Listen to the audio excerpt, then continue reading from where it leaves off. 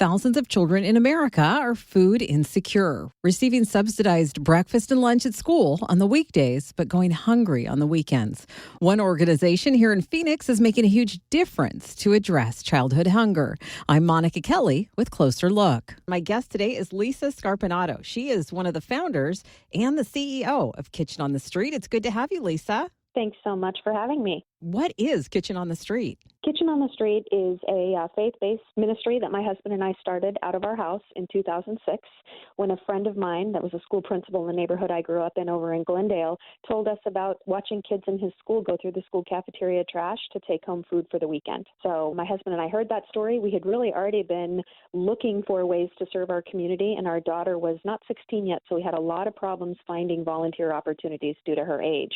So as we were kind of going through the process of praying and feeling like God was saying, hey, there's, somebody in this community that I want you to serve, be on the lookout for it, keep seeking and searching me. This opportunity came. A friend of ours told us about this issue.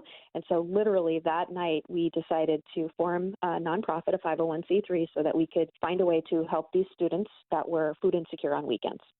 You literally caught me off guard. I did not expect you to say that students were looking through the trash for food for the weekend. They were. In this specific case, this was a young lady who had a brother and sister. She was in second grade. So the three children qualified for the federally funded breakfast and lunch program, meaning their family's income was low enough that the federal government has deemed that they need assistance food-wise. So these three children got breakfast and lunch at school Monday through Friday, but did not have a consistent source of food on weekends.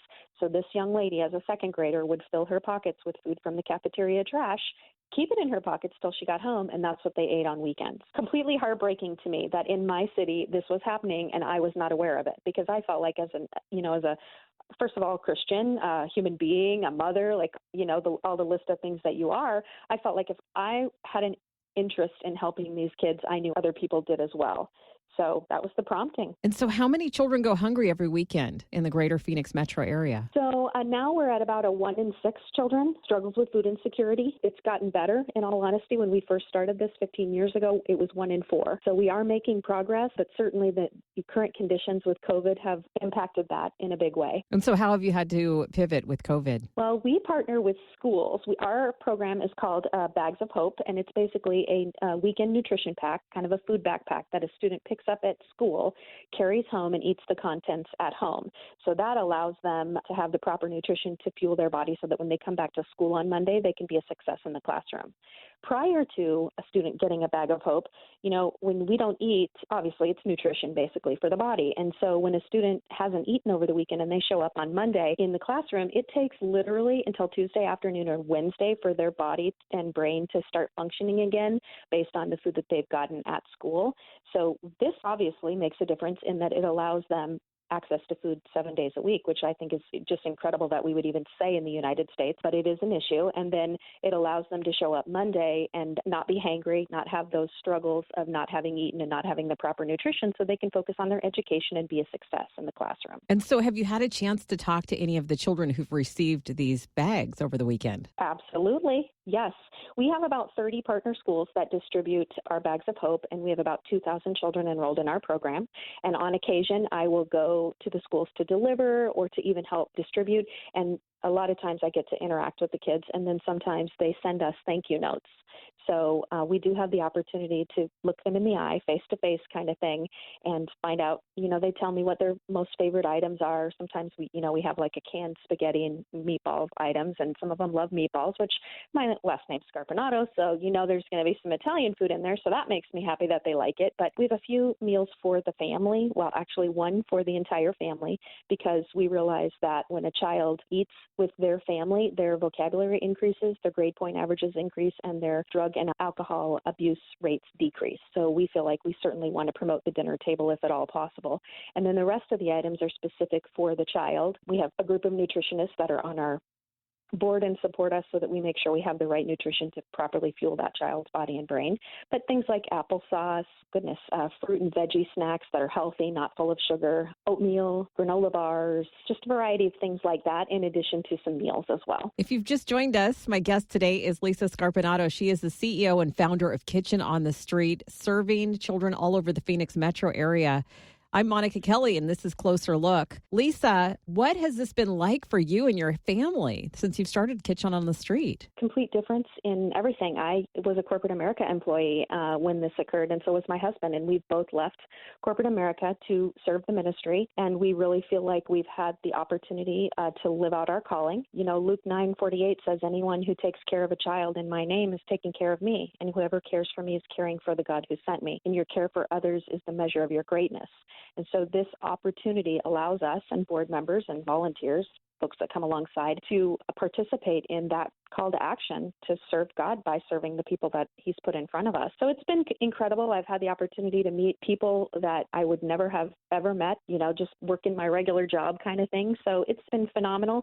When I say meet people, it could be politicians, could be church leaders, other ministry leaders, just incredible people who a lot of them are, again, living out their calling and making our community a better place as they're doing that. And that's exactly what you're doing. You know, my whole goal in life is to stay out of prison and get into heaven. So I'm working on it. This helps a little, I think. Well, you're doing really well so far on the first one. Thank you. Thanks. Are you taking volunteers? We are. If anyone's interested in volunteering, just to let local folks know, we have a warehouse in Northeast Phoenix. And if you'd like to know about our volunteer opportunities, you can jump on our website, which is kitchenonthestreet.org.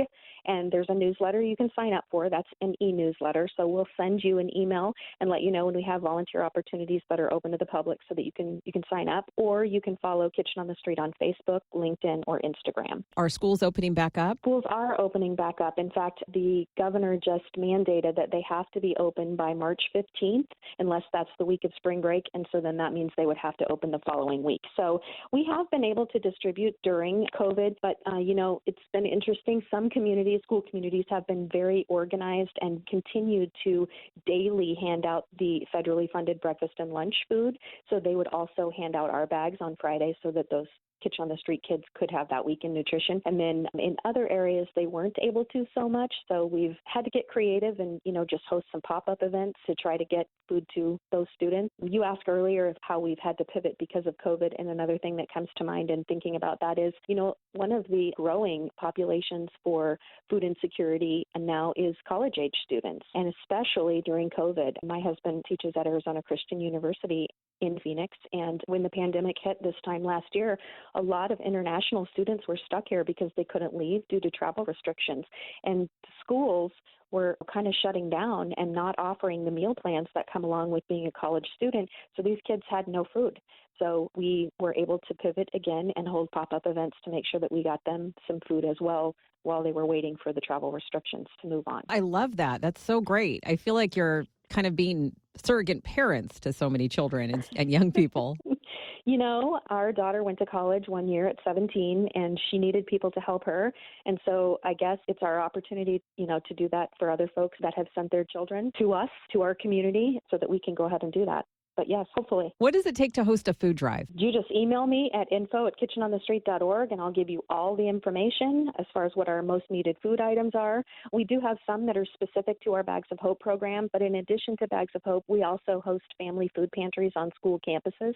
And since those schools are going to open again, we are going to need more non-perishable food items. So, you know, things like you and I would buy for our family that are non-perishable, canned, boxed items kind of thing. But we will take any food items or donations that folks are willing to give, and certainly food drives at corporations, churches, businesses, your social group, your church group, anything. We'd be happy to chat with folks about that. Do you find that children from food insecure homes come every weekend or get a bag of hope every weekend? They do. Yep, absolutely. They pick up their bag on Friday in the school. Sometimes it's a nurse that facilitates the program or a teacher. And so basically we pack our food in plastic bags like you would get at the grocery store, and they get dropped into a child's backpack. It gets zipped up. It's anonymous. No one knows, as far as the peer pressure is concerned, and then the student takes that home and they're able to eat that over the weekend. And part of why we use plastic bags, I'm not sure if you know, but it's estimated that it takes anywhere from 10 to 20 years for one of those plastic bags to decompose in landfills. So only 1%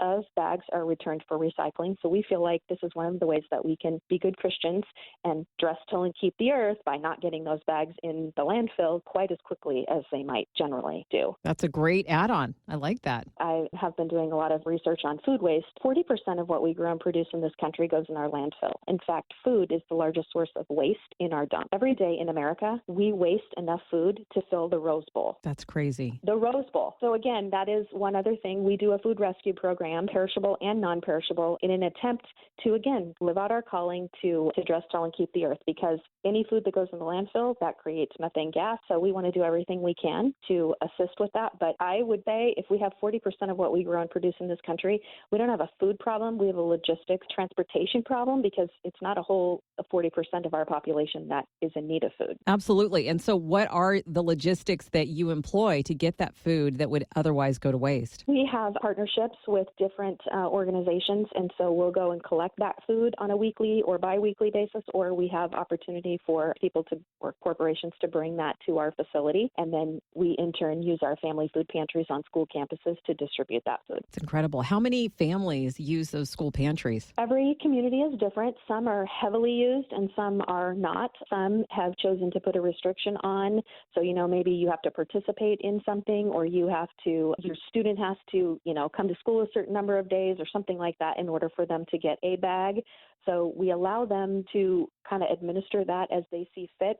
But probably our most utilized pantries are in the South Phoenix area. And I would say, a couple hundred on a monthly basis. If you've just joined us, my guest today is Lisa Scarpinato. She's the CEO and founder of Kitchen on the Street here in the Phoenix area. My name is Monika Kelly with Closer Look. Lisa, what are some of the positive ways that having plenty of food affects children in need? Well, first and foremost, we have done research and found that once a child receives a bag of hope, their reading scores increase by 12% and their math scores increase by 26%. So that's an immediate response to just having the proper food and nutrition we need. And I'm pretty sure, if you're like me, if all you had to do was eat more to make your job performance better, you would do it, right? Mm-hmm. I would. Yes. I think we kind of all would. So it's just a kind of a simple thing. The other thing that we've noticed is it's not just those students that are getting a bag that have improved academic performance. We've had schools that have a letter grade of a D, and they'll apply for our program, and before the school year ends, they're up to a B+, and they've said the only thing we've changed is weekend nutrition provided by your Bags of Hope program. So I would say the entire school community gets a better education, because if you could just imagine in a classroom, you have 20 or 30 kids, and even one, let alone 2 or 3 of them, show up on Monday morning and they haven't eaten properly. They don't have the self-control to sit in their seat and take the education that's coming their way. So the teacher has to focus more on those children than on teaching the entire class. So this, again, alleviates that issue and allows everyone in that classroom to receive a better education, and then the school community as a whole performs better. As the CEO of Kitchen on the Street, and as you have served your community so well, what has the Lord shown you about the population that you're surrounded by? Again, I would say that, I mentioned earlier, Luke 9:48, that every person who's put in front of you, you have the opportunity to serve God by serving them. And sometimes we get so busy, we allow ourselves to become so busy with, we're heading down the road, we've got 28 things to do, and there's someone right in front of us that we're really supposed to stop and help. And we need to be more focused on doing that, because that's really the calling in life. What has surprised you most about food insecurity? Unfortunately, how much of it there is, and how it's not in only specific neighborhoods. Even if it's a low number, it's in every neighborhood. Hunger does not discriminate. And unfortunately, people will come to our warehouse and say, hey, you're talking about these kids that don't have food. Where are they? And you can take a major road, Bell Road in Phoenix, and you can drive it from one side of the city to the other side. And there are times where you'll be in great neighborhoods and times when you're not, but you can be driving right along and look to the right or to the south side of the road and see a beautiful car dealership. And what you've just done is missed across the street one of the poorest neighborhoods there is in our city. So just the fact that it's everywhere and it's really prevalent and it is long lasting, unfortunately. I'm not sure if you are familiar with ACEs, it's Adverse Childhood Experiences, but there's been some studies done on negative things that, you kind of experience as a young person and how that affects you long term. And food insecurity and hunger is one of those, and it does have long-term effects. Some people never get over it. There's a scarcity mentality that then leads to obesity in older age. So then we have health issues, which then affect our health care system. So it's very just not discriminatory, and it's rampant. What has been the most impacting part of being really the founder and the CEO of Kitchen on the Street for you and for your husband? I would say getting to meet some of the kids that we have had the opportunity to serve. We don't always get to see them every single Friday when they get their food, but we get to meet them on occasion. And then we also get to read the notes that they send us. And one of them is my favorite note. I have it posted at my desk. This young man, his name is Ulysses. He took a red marker and wrote on a piece of paper, and he said, "Hello, my name is Ulysses.